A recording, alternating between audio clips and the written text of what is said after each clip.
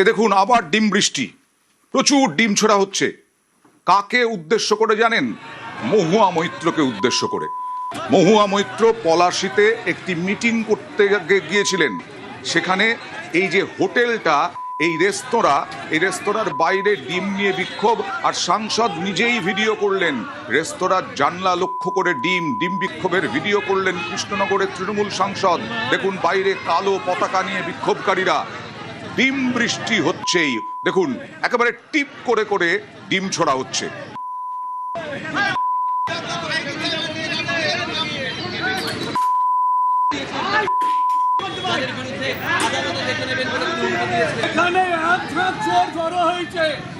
নদিয়ার পলাশীতে এর আগেও বিভিন্ন জায়গায় তৃণমূল নেতৃত্ব, তৃণমূল কাউন্সিলর, তৃণমূল প্রধান, তৃণমূল সদস্য, পঞ্চায়েত সদস্য, তাদের গ্রেফতারের পরে বারবার ডিম ছোড়া হচ্ছে। এবং এই ডিম ছোড়াতে যে তাদের আপত্তি আছে তা জানিয়েছেন বিজেপি সভাপতি শ্রমিক ভট্টাচার্য। আদালতও কড়া একটা গাইডলাইন তৈরির নির্দেশ দিয়েছে হাইকোর্ট। কথা বলবো প্রতিনিধি সমীরের সঙ্গে। কেন এরকম হলো?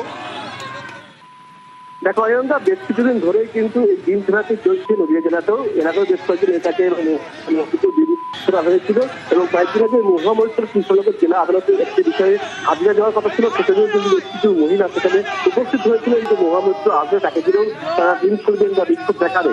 এবং সেদিনকে তিনি আসেনি। এরপর তিনি সোশ্যাল মিডিয়ায় সরব হন এবং যারা বিক্ষোভ দেখাচ্ছিলেন সেই মহিলাদের সোশ্যাল মিডিয়ায় ছবি দেখে তাদেরকে চিহ্নিত করেন একটা পঞ্চায়েতের মামলার। এর ফলে কিন্তু বিজেপি সাধারণ মানুষ কিন্তু তারপরে ক্ষুব্ধ হয়েছিল।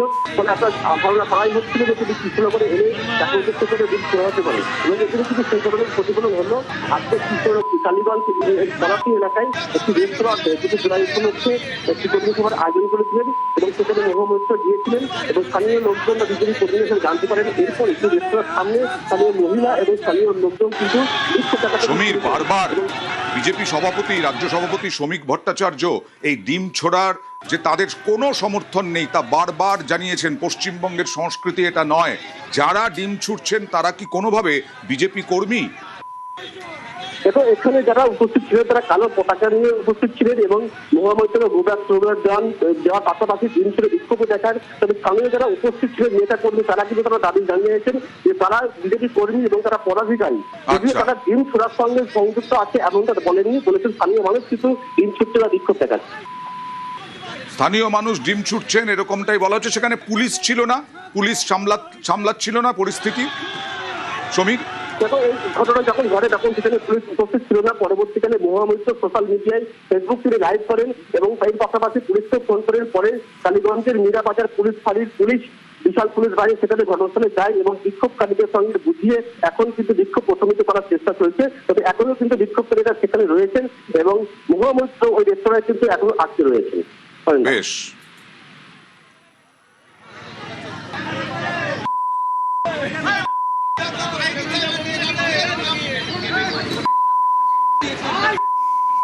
নদিয়ার পলাশীতে এইভাবেই মহুয়া মৈত্রকে লক্ষ্য করে ডিম, রেস্তোরাঁর বাইরে থেকে ডিম।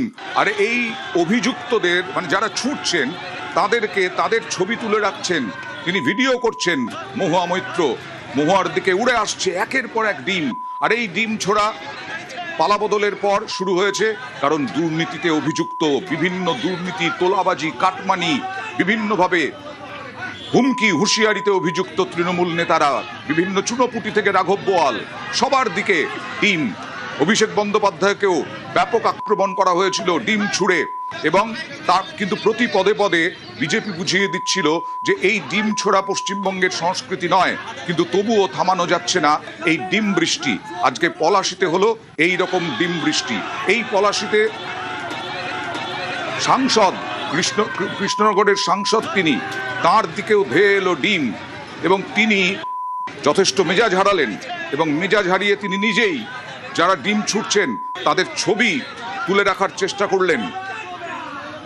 নদিয়ার পলাশীতে মহুয়া মৈত্রকে লক্ষ্য করে এভাবেই ডিম একের পর এক। এর আগে সৌগত রায়ের গাড়ির ওপরেও ডিম বৃষ্টি হয়েছিল, মদন মিত্রর গাড়ির ওপরেও ডিম বৃষ্টি হয়েছিল। চুনোপুটি থেকে রাঘব বোয়াল, তৃণমূলের যারা যারা দুর্নীতিতে অভিযুক্ত, যারা গ্রেফতারও হয়েছেন তাদের দিকেও ডিম বৃষ্টি। গতকালই আমরা দেখিয়েছি পঞ্চায়েত সদস্যের বাড়ি লক্ষ্য করে একেবারে ডিম বৃষ্টি, গোটা উঠোনে ফাটা ডিম পড়ে আছে।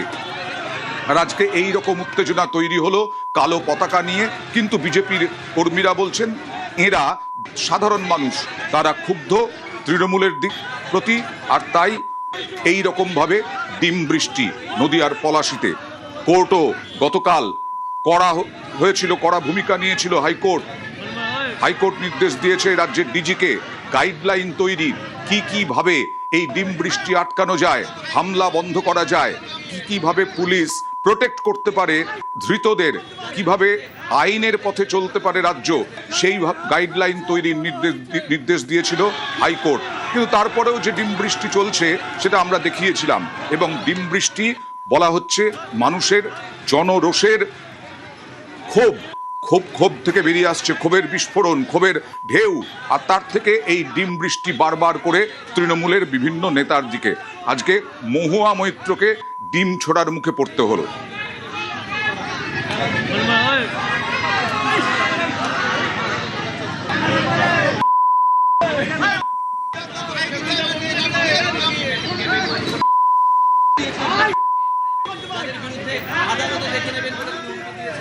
এর আগেও সোশ্যাল মিডিয়ায় সরব হয়েছিলেন মহুয়া মৈত্র এই ডিম ছোড়া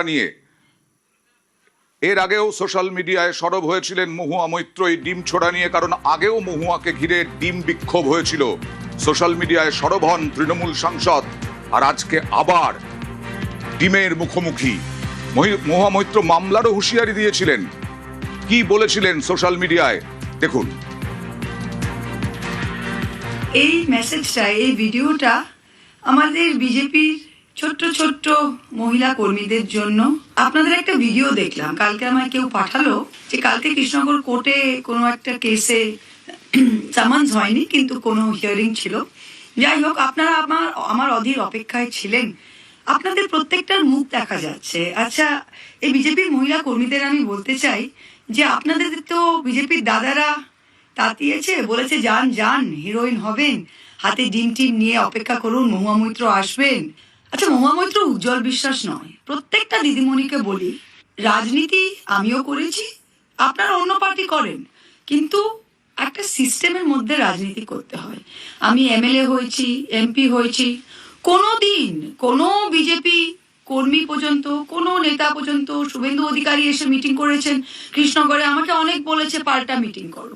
অনেকে বলেছিল আপনি কালো পতাকা দেখান, আমি বলেছিলাম না, সবার গণতান্ত্রিক অধিকার, এসে মিটিং করবে যাবে, কোনো প্রবলেম নেই। তা আপনাদের মুখ তো দেখা যাচ্ছে, আমি তো উজ্জ্বল বিশ্বাস নই, আপনাদের মুখ দেখা যাচ্ছে। আপনারা যে আমার জন্য অপেক্ষা করছেন হাতে ডিম নিয়ে, প্রত্যেকটার মুখ দেখা যাচ্ছে। You can be recognised, you can be identified. এখন আমি কি করব? আমি তো এফআইআর করব। আপনারা হয়তো বলবেন যে না, পুলিশ তো আমাদের, পুলিশ তো বিজেপি, কিচ্ছু যায় আসে না। এফআইআর যদি না নেয়, আমি বাই নেম 156(3) করছি ম্যাজিস্ট্রেটের কাছে। ম্যাজিস্ট্রেট যদি না শোনে, সেটা আমি হাইকোর্ট করব। হাইকোর্ট যদি না করে, আমি সুপ্রিম কোর্ট করব। তাই প্রত্যেকটা মহিলা, আপনারা যে ডিম নিয়ে 2 মিনিটের জন্য হিরোইন হতে সেজেছিলেন, আপনাদের কিন্তু আগামী 3 বছর কোর্টে হাজিরা দিতে হবে। তখন কিন্তু কোনো বিজেপির দাদারা আপনাদের বাঁচাবে না। আপনারা মধ্যবিত্ত শিক্ষিত পরিবারের, দেখে তো মনে হচ্ছে ভালো কাপড় জামা পরা, সুইটলি দাঁড়িয়ে আছেন। তাই আমিও আপনাদের ভালো চাই। তাই মহুয়া মৈত্র নির্বাচিত সাংসদ। মহুয়া মৈত্র কেবল কৃষ্ণনগরের 4টে ওয়ার্ডে জিতে আসেনি, মহুয়া মৈত্র পুরো কৃষ্ণনগর লোকসভা কেন্দ্র থেকে নির্বাচিত সাংসদ। বুঝতে পারলেন? 60,000 ভোটে লিড পেয়ে আমি এই কেন্দ্র থেকে জিতেছি। তাই 2029 অব্দি আমি এমপি আছি, এবং আমি দাপটে সসম্মানে নিজের এলাকায় থাকি এবং থাকবো। তাই আপনারা যদি বিজেপি দাদাদের কথা শুনে ক্যামেরার উপরে নিজের মুখ দেখিয়ে ডিম নিয়ে দাঁড়িয়ে থাকেন, তাহলে আগামী দিনে 156(3)টাও আপনারা ফেস করবেন। আগামী দিনে হাইকোর্ট, সুপ্রিম কোর্টে হাজিরা দিতেও কিন্তু আপনাদের যেতে হবে। এই সুন্দর মিষ্টি কথাগুলো আপনাদের জানিয়ে রাখলাম।